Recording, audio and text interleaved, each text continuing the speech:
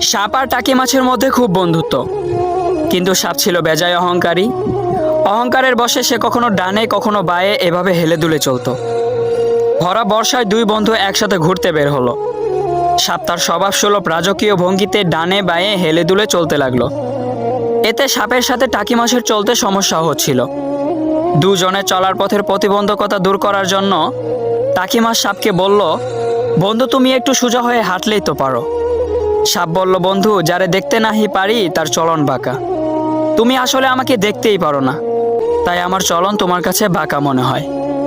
টাকি মাছ বলল, ব্যাপারটা আসলে তা নয়, তোমার বাঁকা চলার কারণে আমি তোমার পাশাপাশি হাঁটতে পারছি না।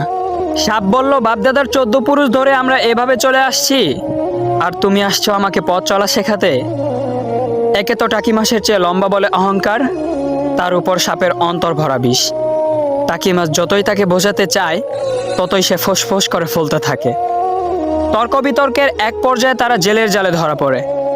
জেলে সাপকে মেরে সোজা করে ঝুলিয়ে রাখলো। টাকি মাছ তখন আফসোস করে বলল, বন্ধু সেই তো সোজা হইলি, তাও মরণের পর। ঠিক তেমন অবস্থা আমাদের।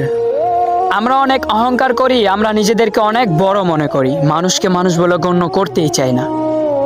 একটা কথা জানেন তো, অহংকার পতনের মূল। আপনি অহংকার করবেন, পতন আপনার হবেই। তাই অহংকার আর অন্তর ভরা বিষ নিয়ে যারা বাঁকা পথে চলেন, তারা আশা করি এবার একটু সোজা পথে চলবেন, কারণ মরণের পরে সোজা হলেও কোনো লাভ নাই। আসসালামু আলাইকুম ওয়া রাহমাতুল্লাহি ওয়া বারাকাতুহু।